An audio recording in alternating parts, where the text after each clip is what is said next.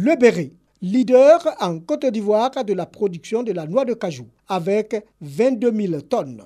Une forte production entachée par la faiblesse de la qualité. À l'entame de la campagne 2019, des séances de sensibilisation des producteurs s'imposent. Nous avons une qualité moyenne 48. Ne pas remuer les arbres pour faire tomber les noix de cajou, de ne pas envoyer les enfants cueillir les noix, de laisser les noix mûrir et tomber d'elles-mêmes. Et lorsque les produits tombent, il faut séparer la pomme de la noix. Et lorsque nous sommes en période sèche comme actuellement, il faut le sécher au minimum pendant 3 jours. Et lorsque nous sommes en saison pluvieuse, il faut le sécher au minimum pendant 5 jours. Traoré Issa est également revenu sur les méthodes de conservation des productions, la séparation des anciens stocks des nouvelles productions, les unités de transformation, le dynamisme de la COP Kavika qui est un appui aux actions de l'État. Les producteurs ont prêté une oreille attentive aux propos de la COP Kavika. Donc c'est quand c'est bien sec, tu sais que l'État a eu pour lui, toi-même tu as eu pour toi. Bon, si on ne travaille pas bien, c'est bon. La COP Kavika, prix d'excellence 2016, chevalier de l'ordre du mérite agricole au Sahara 2017, meilleure coopérative agricole, prix de la bonne gouvernance, FENACASI, Fédération des acheteurs de cajou. La COP Kavika revendique 4 800 producteurs et prévoit commercialiser 50 000 tonnes de noix de cajou au titre de la campagne 2019. Le prix du kilogramme de la noix de cajou est fixé à 375 francs.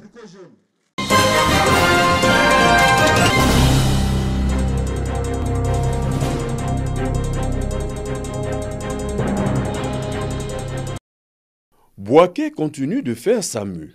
Tous les secteurs stratégiques sont passés au peigne fin en vue de remettre la commune sur les rails du développement. Bouaké veut compter sur ses ressources propres générées à travers les 4 coins de la commune. L'exercice 2019 prévoit 3 milliards de francs CFA destinés à plusieurs projets. Axes visés, la réhabilitation et la construction d'infrastructures sociales et la lutte contre la pauvreté.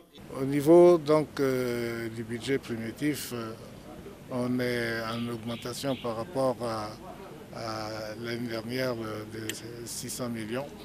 On doit être autour de 3 milliards pour l'année 2019.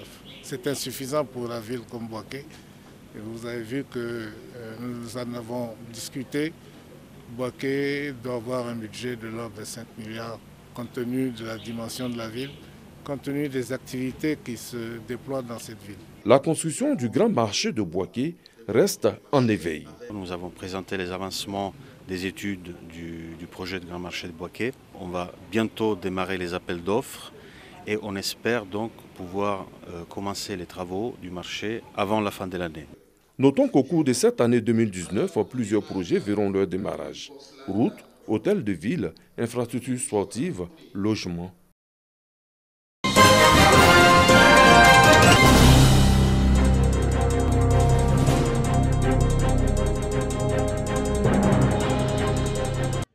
La MUDESTI, Mutuelle pour le développement économique et social de Tiemasoba, localité dans le département de Séguéla, a construit au sein du village un collège de proximité d'un coût de 26 millions de francs CFA.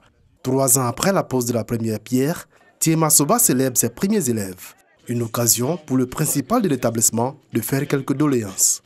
Des cadres qui s'entendent, c'est déjà bien. Ils se sont entendus, ils ont bâti ces bâtiments. Et c'est vraiment un rêve qui est devenu une réalité.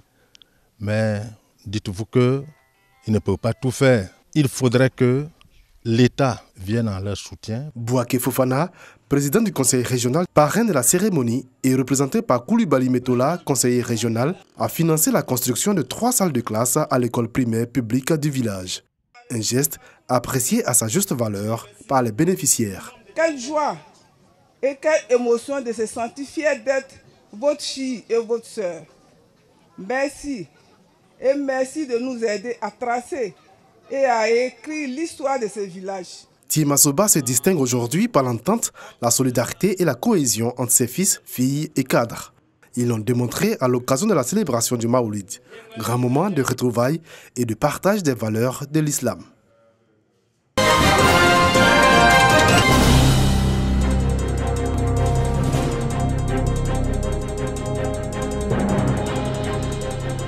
Un atelier sur la gestion financière et matérielle des structures du ministère de l'Éducation nationale, de l'enseignement technique et de la formation professionnelle. Nous sommes à la 5e réunion tournante de l'Association nationale des intendants et économes de Côte d'Ivoire à Niassy. À Gagnoa donc, les présidents des 33 comités régionaux et les 20 membres du bureau national bénéficient d'un renforcement de capacité. Projection et cas pratiques, puis échange entre économes et intendants sur les expériences et le vécu dans chaque localité, durant 2 jours de travaux au CAFOP de Gagnoa en présence des autorités administratives du département. Après les échanges, le comité directeur sorte de réunion nationale s'est réuni afin de plancher sur les difficultés rencontrées sur le terrain et faire des propositions pour plus d'efficacité. Près de 1000 intendants et économes dans les structures de l'éducation nationale, sans profil de carrière. C'est vraiment un plaidoyer. À Madame la ministre. La Côte d'Ivoire compte plus de 1000 intendants et économes dont les 4/5 sont membres de l'association. Tous exercent sur l'étendue du territoire national.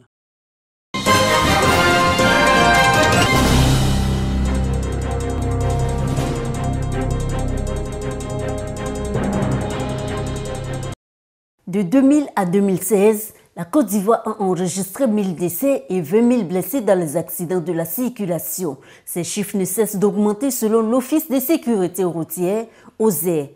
Pour réduire donc les facteurs de risque des accidents de la route, le ministère des Transports initie une caravane de sensibilisation au changement de comportement des acteurs du secteur des transports, des auto-écoles et des populations de Korogo. Tout le monde se plaint du comportement des chauffeurs, des apprentis de Bakar. Mais vous savez, c'est un milieu qui est très difficile, donc on est obligé d'aller, comme on le dit, mollo. Un bon conducteur, ce n'est pas celui qui fait la vitesse. On a toujours dit ça. Un bon conducteur, ce n'est pas celui vraiment qui fait du switchage, ce n'est pas celui aujourd'hui qui ne respecte pas les forces de l'ordre. Petit à petit, on leur fait comprendre et on ne sait pas. Aujourd'hui, les transporteurs commencent à espérer qu'avec cet atelier-là, ils vont mieux apprendre. 2 jours pour plancher, entre autres, sur l'importance du contrôle technique automobile, sur le régime fiscal du secteur transport routier et la révision du code de la route. Toute chose qui fera baisser le nombre des accidents dont le coût économique est évalué à près de 100 milliards de francs CFA par an. Ces 100 milliards de francs CFA peuvent être investis ailleurs. Quand il y a un accident de la circulation, on compte ceux qui sont blessés ou tués sur la voie publique, mais derrière tout cela, il y a des victimes silencieuses, des familles qui sont désorganisées. Et donc, il faut attirer l'attention de tout cela. Donc les chiffres sont alarmants effectivement, mais l'espoir est permis. Ce qu'il faut faire, je pense qu'il faut changer la politique. C'est pour cela que nous venons auprès de la population pour leur dire que l'heure est grave. Au niveau du séminaire qui se passe, vraiment, ça nous concerne beaucoup et puis bon, on est content. Après l'atelier, nous allons essayer de nous concerter, tenir une réunion au niveau de la gare et essayer de leur dire ce que nous avons eu à la télé ici. Pour accompagner le ministère des Transports dans sa lutte contre l'insécurité routière, l'OSER envisage l'ouverture prochaine de 12 antennes régionales.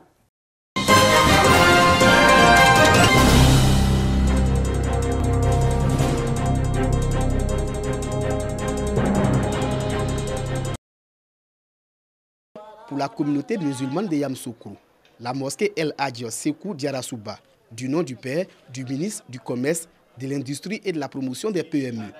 Bâtie sur une superficie de 150 mètres carrés, cette nouvelle mosquée a une capacité d'accueil de 200 places.